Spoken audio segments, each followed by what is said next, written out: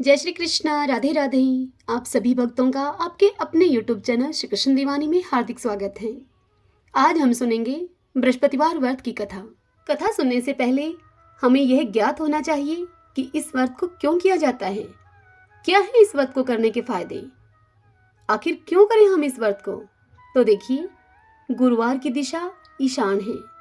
ईशान में ही देवताओं का स्थान माना गया है।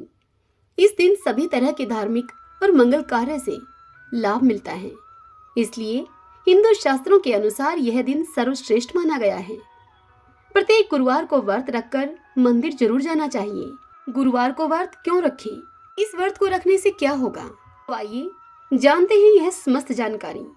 भक्तजनों, हमारे हिंदू धर्म में गुरुवार को रविवार से भी श्रेष्ठ और पवित्र दिन माना गया है। यह धर्म का दिन होता है। कुंडली में भी बृहस्पति ग्रह को सबसे महत्वपूर्ण माना जाता है, क्योंकि यह शिक्षा, भाग्य और धन के स्थान का स्वामी होता है। गुरुवार के देवता हैं ब्रह्मा, बृहस्पति और श्री हरि विष्णु जी। गुरुवार को आप बृहस्पति देव, श्री हरि विष्णु और माता लक्ष्मी, माता सरस्वती, भगवान दत्तात्रेय, भगवान शिव, ब्रह्मा, पीपल देव, पितृदेव और अपने किसी इष्ट देव या देवी की पूजा कर सकते हैं। गुरुवार का यह दिन अपने इष्ट देवता या देवी की पूजा करने का सबसे उत्तम दिन होता है। ये गुरुवार को व्रत रखने के कई फायदे बताए गए हैं। यह गुरुवार का व्रत सभी रख सकते हैं। गुरुवार का व्रत रखने से जातक की कुंडली का पितृदोष समाप्त हो जाता है। इस व्रत को रखने से कुंडली में यदि अल्पायु योग है, कम उम्र का योग है, तो वह भी समाप्त हो जाता है। इस व्रत को रखने से भाग्य के द्वार खुल जाते हैं। धन संबंधित जो भी समस्याएं हैं सभी समाप्त हो जाती हैं। इस व्रत को रखने से जिन जातकों के विवाह में देरी हो रही है या फिर रुकावट आ रही है, उनका विवाह आसानी से हो जाता है और वैवाहिक जीवन भी सुखमय बनता है। गुरु ही लंबी आयु को देने वाला देवता है, अतः गुरुवार का व्रत करना जरूरी है। गुरुवार का व्रत रखने से शिक्षा में आ रही सभी बाधाएं दूर होती हैं और पढ़ने में भी मन लगता है। गुरुवार का व्रत रखने से जातक मान सम्मान और उच्च पद की प्राप्ति करता है। गुरुवार का व्रत रखने से जीवन में सुख, समृद्धि, सौभाग्य, शांति, पापों से मुक्ति और पुण्य लाभ की प्राप्ति होती है। अब आप जान ही गए होंगे कि गुरुवार का व्रत करना क्यों जरूरी है। आइए अब हम गुरुवार व्रत की पूजा विधि जान लेते हैं। बृहस्पतिवार को जो भी स्त्री पुरुष व्रत करे, उनको चाहिए कि वह दिन में एक ही समय भोजन करे, क्योंकि बृहस्पतिश्वर भगवान का इस दिन पूजन होता है। भोजन पीले चने की दाल आदि का करें, परंतु नमक नहीं खाएं। इस दिन पीले वस्त्र पहने, पीले ही फूलों का प्रयोग करें, पीले चंदन से पूजन करें और पूजन के बाद प्रेम पूर्वक गुरु महाराज की कथा सुननी चाहिए। इस व्रत को करने से मन की समस्त इच्छाएं पूर्ण होती हैं और बृहस्पति महाराज प्रसन्न होते हैं, जिससे कि धन, पुत्र, विद्या और मनोवांछित फलों की प्राप्ति होती है। परिवार को सुख शांति मिलती है। इसलिए यह सर्वश्रेष्ठ और अति फलदायक व्रत सभी स्त्री और पुरुषों के लिए है। इस व्रत में केले का पूजन करना चाहिए। इस व्रत की कथा और पूजन के समय तन, मन, कर्म और वचन से शुद्ध होकर जो इच्छा हो बृहस्पति देव से प्रार्थना उसके लिए करनी चाहिए। उनकी इच्छाओं को बृहस्पति देव अवश्य ही पूर्ण करते हैं, ऐसा मन में दृढ़ विश्वास रखना चाहिए। आइए अब हम गुरु महाराज की कथा का श्रवण करते हैं। सभी बोलिए बृहस्पति भगवान की जय। भारतवर्ष में एक राजा राज्य करता था। वह राजा बड़ा ही प्रतापी और दानी था। वह नित्य गरीबों और ब्राह्मणों की सहायता करता था। यह बात उस राजा की रानी को अच्छी नहीं लगती थी। वह न तो गरीबों को दान देती और न ही भगवान का पूजन कोई करती थी, और राजा को भी दान देने से वह मना किया करती थी। एक दिन की बात है, राजा शिकार खेलने के लिए वन को गए हुए थे, तो रानी उस समय महल में अकेली थी। उसी समय बृहस्पति देव भगवान साधु के वेश में राजा के महल में भिक्षा के लिए गए और उन्होंने भिक्षा मांगी। तब रानी ने भिक्षा देने से इनकार कर दिया और कहा कि हे साधु महाराज, मैं तो दान पुण्य से तंग आ गई हूँ। मेरा पति सारा धन लुटाता रहता है। मेरी इच्छा है कि हमारा समस्त धन नष्ट हो जाए, फिर न रहेगा बांस और न बजेगी बांसुरी। यह सुनकर उस साधु ने कहा कि देवी, तुम तो बड़ी अजीब हो। धन संतान तो सभी लोग चाहते हैं, पुत्र और लक्ष्मी तो पापी के घर में भी होने चाहिए। यदि तुम्हारे पास अधिक धन है तो भूखों को भोजन दो, प्यासों के लिए प्याऊ बनवाओ, मुसाफिरों के लिए धर्मशालाएं खुलवाओ। जो निर्धन मनुष्य अपनी कुंवारी कन्याओं का विवाह नहीं कर सकते, तुम उन कन्याओं का विवाह करा दो। ऐसे और कई काम हैं जिनको करने से तुम्हारा यश लोक परलोक में फैलेगा। परंतु रानी पर इस बात का कोई प्रभाव नहीं पड़ा और रानी उस भिक्षुक से बोली कि महाराज, आप मुझे कुछ न समझाएं, मैं ऐसा धन नहीं चाहती जो हर जगह बांटती फिरूं। यह सुनकर साधु ने उत्तर दिया। साधु बोले, देवी, यदि तुम्हारी ऐसी इच्छा है तो तथास्तु। तुम ऐसा करना कि बृहस्पतिवार को घर लीपकर पीली मिट्टी से अपना सर धोकर स्नान करना, भट्टी चढ़ाकर कपड़े धोना। ऐसा करने से आपका समस्त धन नष्ट हो जाएगा। इतना कहकर वह साधु वहां से आलोप हो गए। वह साधु जैसा रानी को कहकर गए थे, रानी ने ठीक वैसा ही किया। अब 6 बृहस्पतिवार ही बीते थे कि उसका समस्त धन नष्ट हो गया। अब वह भोजन के लिए भी दोनों तरसने लगे, सांसारिक भोगों से दुखी रहने लगे। तब वह राजा अपनी रानी से कहने लगा कि रानी, तुम यहीं पर रहो, मैं दूसरे देश में जाता हूँ, क्योंकि यहाँ पर मुझे सभी मनुष्य जानते हैं, इसलिए मैं कोई कार्य भी नहीं कर सकता। देश चोरी परदेश भीख बराबर है। ऐसा कहकर वह राजा प्रदेश को चला गया। वहां जाकर राजा जंगल से लकड़ी काटता और उन लकड़ियों को शहर में ले जाकर बेचता। इस तरह से वह राजा अपना जीवन व्यतीत करने लगा। एक दिन दुखी होकर जंगल में एक पेड़ के नीचे निश्चित रूप से आसन जमा कर बैठ गया और अपनी दशा को याद करके बड़ा ही व्याकुल होने लगा। वह बृहस्पतिवार का ही दिन था। एकाएक राजा ने देखा कि निर्जन वन में एक साधु प्रकट हुआ है। वह साधु वेश में स्वयं बृहस्पति देवता थे। वह बृहस्पति देवता लकड़हारा बने हुए राजा के सामने आकर बोले कि हे लकड़हारे, इस सुनसान जंगल में तो चिंतामगन क्यों बैठा है? तब उस लकड़हारे ने दोनों हाथ जोड़कर प्रणाम किया और उत्तर दिया कि महात्मा जी, आप तो सब कुछ जानते हैं, मैं आपसे क्या कहूँ। यह कहकर वह लकड़हारा रोने लगा और रोते रोते उसने साधु को अपनी समस्त आत्मकथा सुनाई। सारी कथा सुनकर उसकी महात्मा जी ने कहा, हे लकड़हारे, तुम्हारी स्त्री ने बृहस्पति के दिन वीर भगवान का निरादर किया है, जिसके कारण रुष्ट होकर तुम्हारी यह दशा कर दी गई है। अब तुम चिंता को दूर करके मेरे कहने पर चलो तो तुम्हारे सब कष्ट दूर हो जाएंगे और भगवान तुम्हें पहले से भी अधिक धन संपत्ति देंगे। तुम बृहस्पति के दिन पाठ किया करो, 5 रुपए के चने मुनक्का मंगवाकर उसका प्रसाद बनाओ और शुद्ध जल के लोटे में शक्कर मिलाकर तुम अमृत तैयार करो।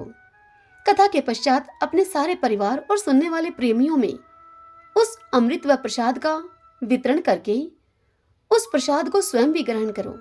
ऐसा करने से भगवान तुम्हारी सभी मनोकामनाएं पूरी करेंगे।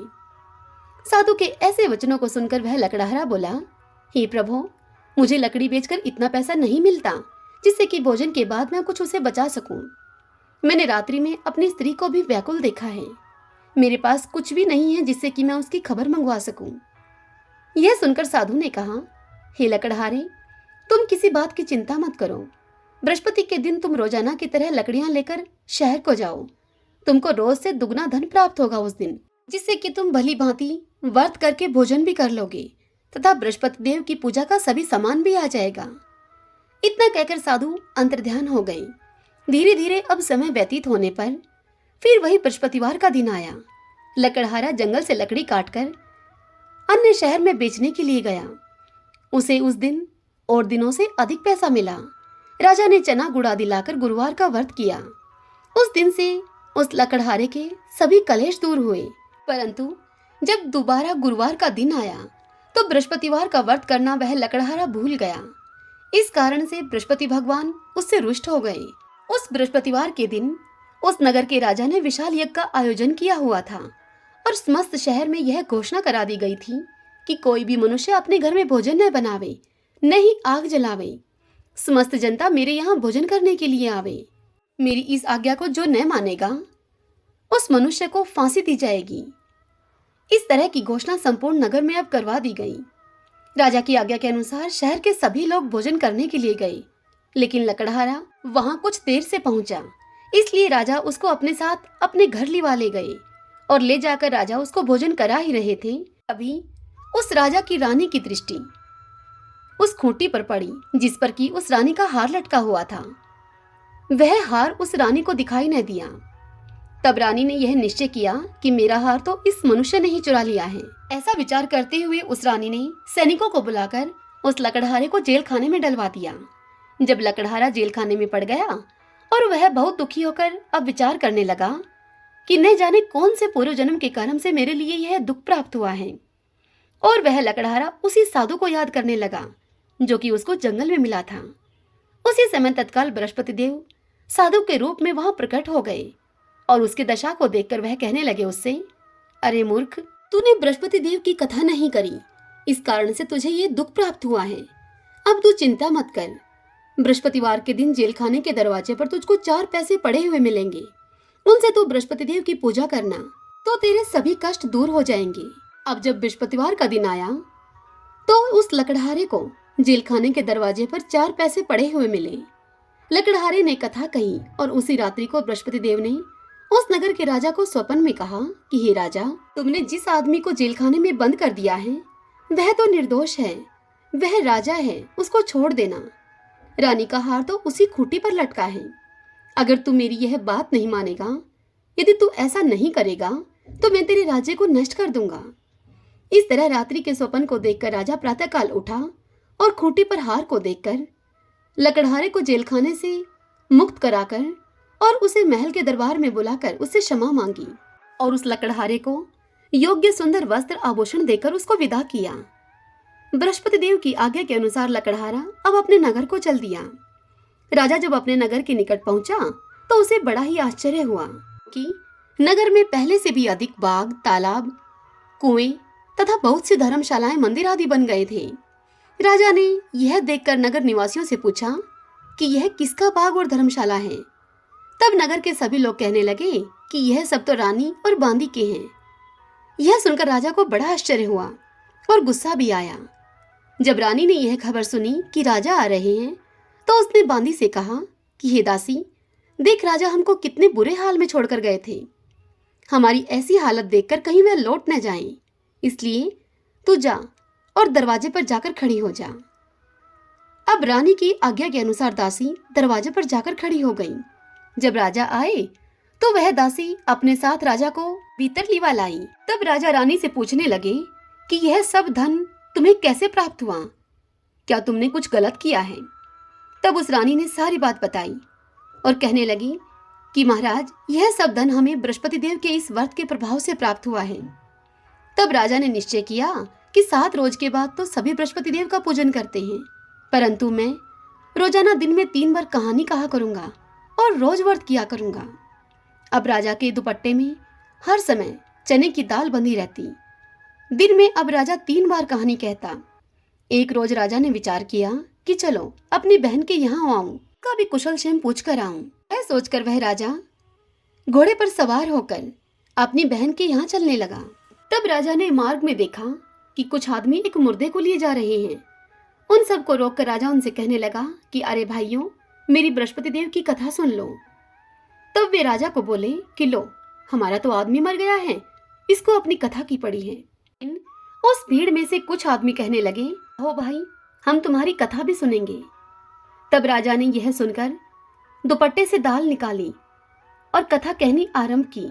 जब कथा आधी हुई तो मुर्दा हिलने लग गया और जब कथा समाप्त हो गई तो वह मुर्दा राम राम करके उठकर खड़ा हो गया। कथा कह सुनाकर राजा अब आगे को चलने लगा। चलते चलते उस राजा को मार्ग में एक किसान खेत में हल चलाता हुआ मिला।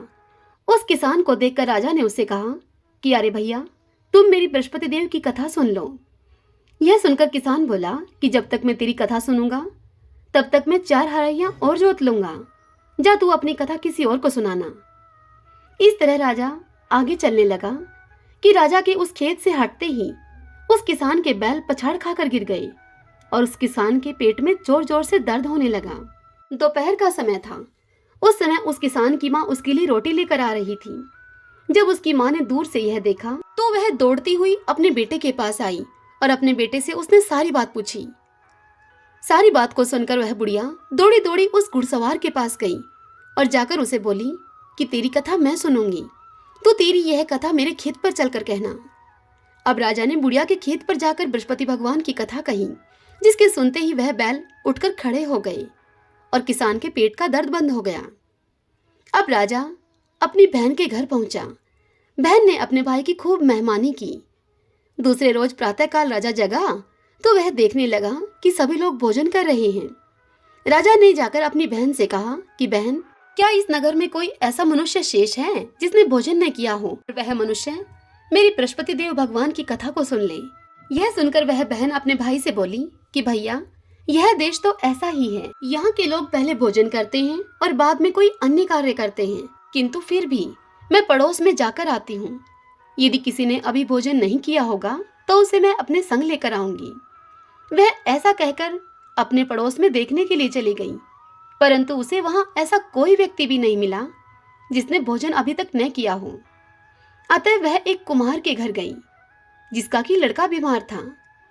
उसको मालूम हुआ कि वहां उनके घर में 3 रोज से किसी ने भी भोजन आदि नहीं किया है। तब उस रानी ने अपने भाई की कथा सुनने के लिए कुम्हार से कहा। तब कुम्हार तैयार हो गया। अब राजा ने जाकर बृहस्पतिवार की कथा कही कुम्हार के घर में, जिसको सुनकर उस कुम्हार का लड़का ठीक हो गया। अब तो उस राजा की प्रशंसा होने लगी। एक रोज राजा ने अपनी बहन से कहा कि बहन, अब हम अपने नगर को जाएंगे, तुम भी तैयार हो जाओ। यह सुनकर राजा की बहन ने अपनी सास से कहा। तब उसकी सास ने कहा कि चली जा, लेकिन अपने लड़कों को मत लेकर जाना, क्योंकि तेरे भाई की तो कोई औलाद है नहीं। बहन ने अपने भाई से यह बात कह दी कि भैया, मैं तो चलूंगी, परंतु मेरा कोई बालक नहीं जाएगा।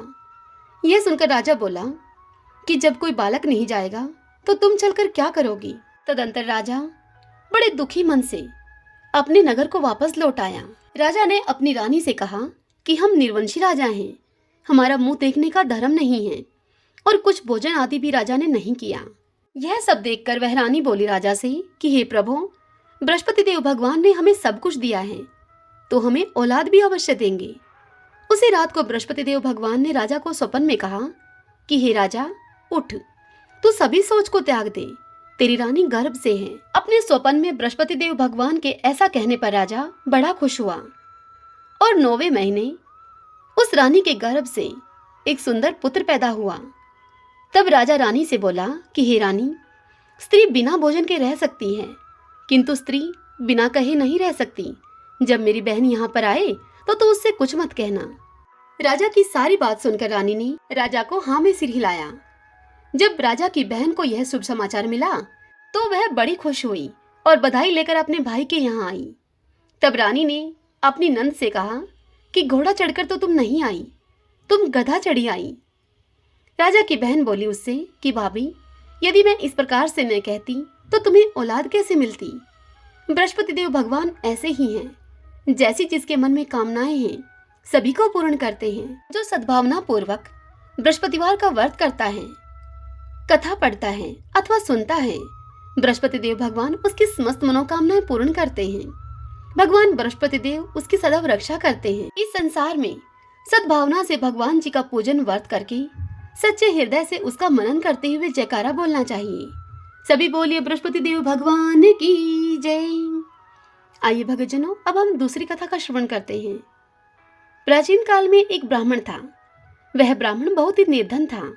उसकी कोई संतान नहीं थी। उसकी स्त्री बहुत मलिनता के साथ रहा करती थी। वह न तो स्नान करती और न ही किसी देवता का पूजन करती। इससे वह ब्राह्मण देवता बड़े दुखी थे। बेचारे उसको बहुत कुछ कहते थे, किंतु ब्राह्मण की किसी भी बात का उस ब्राह्मणी पर कोई भी प्रभाव न पड़ता, उसमें कोई बदलाव नहीं होता। भगवान की कृपा से ब्राह्मण की स्त्री के कन्या रूपी रतन पैदा हुआ। वह कन्या बड़ी होने पर प्रातःकाल स्नान करके भगवान विष्णु का जाप और बृहस्पतिवार का व्रत करने लगी। अपने पूजन पाठ को समाप्त करके वह स्कूल जाती तो वह अपनी मुट्ठी में जौ भरकर लेकर जाती और पाठशाला के मार्ग में उन जौओं को वह डालती हुई जाती। जब वह स्कूल से लौटती तब तक वह जौ स्वर्ण के हो जाते। स्कूल से लौटते समय वह कन्या उन जौओं को बीनकर अपने घर को ले आती। तभी एक दिन की बात है, वह बालिका सूप में उन सोने के जौओं को फटक कर साफ कर रही थी कि उसके पिता ने उसको देख लिया और उससे कहा कि बेटी, सोने के जौ के लिए सोने का सूप भी होना चाहिए। दूसरे दिन बृहस्पतिवार था। इस कन्या ने बृहस्पतिवार का व्रत रखा और बृहस्पति देव भगवान से प्रार्थना करके उनसे कहा कि हे प्रभु, मैंने आपकी पूजा सच्चे मन से की हो, यदि तो मेरे लिए सोने का सूप दे दो। बृहस्पति देव ने उसकी प्रार्थना को स्वीकार कर लिया। रोजाना की तरह वह कन्या जौ फैलाती हुई स्कूल के मार्ग में जाने लगी। जब लौटकर वह स्कूल से जौं को बीन रही थी तो बृहस्पति देव भगवान की कृपा से उस कन्या को सोने का एक सूप मिला। उन सोने के जौं और उस सोने के सूप को लेकर वह कन्या अपने घर को आई और उसमें जौ साफ करने लगी, किंतु उसकी माँ का वही ढंग रहा। एक दिन की बात है, वह कन्या सोने के सूप में जौ को साफ कर रही थी। उस समय उस शहर का राजपुत्र वहां से होकर निकला। इस कन्या के रूप और कार्य को देखकर वह उस पर मोहित हो गया और अपने घर को जाकर भोजन तथा जल त्याग करके वह राजकुमार उदास होकर लेट गया। जब राजा को इस बात का पता लगा तो अपने प्रधानमंत्री के साथ राजा उसके पास गए और उससे बोले कि बेटा, तुम्हें किस बात का कष्ट है? किसी ने तुम्हारा अपमान किया है, अथवा यदि कोई और दूसरा कारण हो तो वह भी हमसे कहो। मैं वही कार्य करूंगा जिससे कि तुम्हें प्रसन्नता होगी। अपने पिता की राजकुमार ने सारी बात सुनी और फिर वह राजकुमार अपने पिता से बोला कि पिताजी, मुझे आपकी कृपा से किसी बात का कोई दुख नहीं है और न ही मेरा किसी ने कोई अपमान किया है, परंतु मैं उस लड़की से विवाह करना चाहता हूँ जो सोने के सूप में सोने के जौं को साफ कर रही थी। यह सुनकर राजा बड़े ही आश्चर्य में पड़ गया और अपने पुत्र से बोला कि बेटा, इस तरह की कन्या का तुम ही पता लगाओ, मैं उसके साथ तेरा विवाह अवश्य ही करवा दूंगा। तब राजकुमार ने प्रधानमंत्री को उस लड़की के घर का पता बतलाया। तब वह मंत्री उस लड़की के घर गए और ब्राह्मण देवता को सभी हाल बतलाया। सारी बात सुनकर ब्राह्मण देवता अपनी कन्या का विवाह राजकुमार से करने के लिए तैयार हो गए। अंतर विधि विधान के अनुसार बड़ी धूमधाम से ब्राह्मण की कन्या का विवाह राजकुमार के साथ संपन्न हो गया।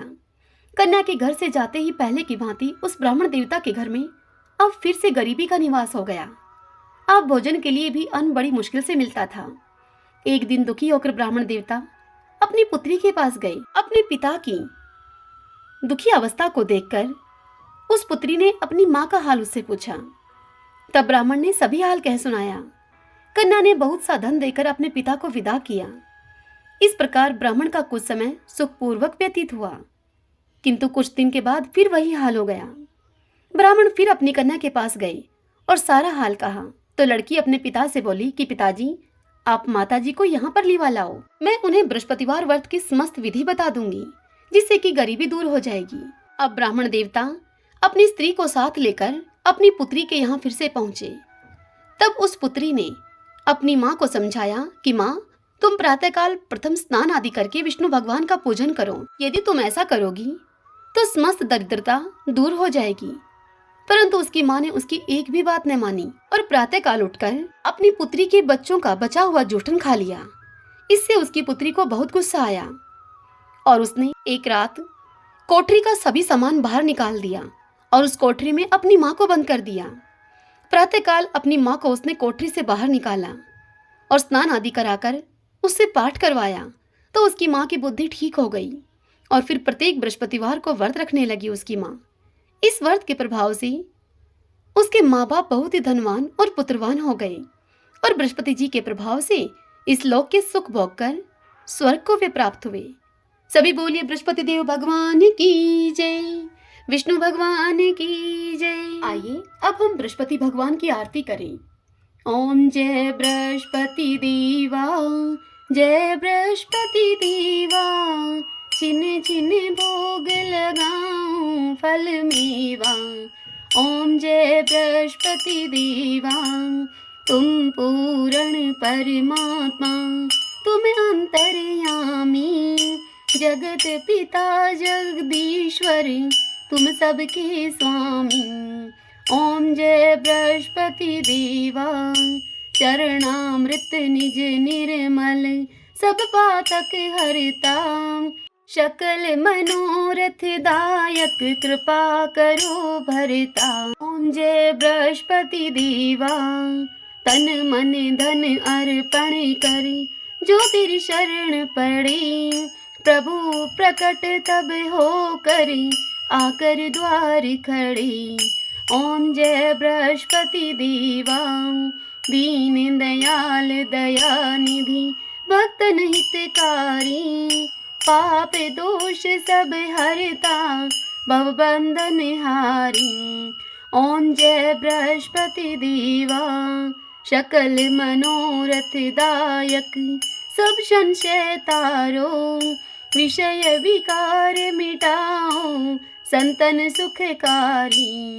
ओम जय बृहस्पति देवा, जो कोई आरती तेरी प्रेम सहित गावे, ज्येष्ठानंद बंद सो निश्चय पावे। ओम जय बृहस्पति देवा। सब बोलो विष्णु भगवान की जय। सभी बोलिए बृहस्पति देव भगवान की जय। आशा करती हूँ आपको यह कथा पसंद आई होगी। यदि ऐसा हो तो इस वीडियो को लाइक करें और कमेंट बॉक्स में बृहस्पति देव भगवान की जय लिखिएगा। हरे कृष्णा।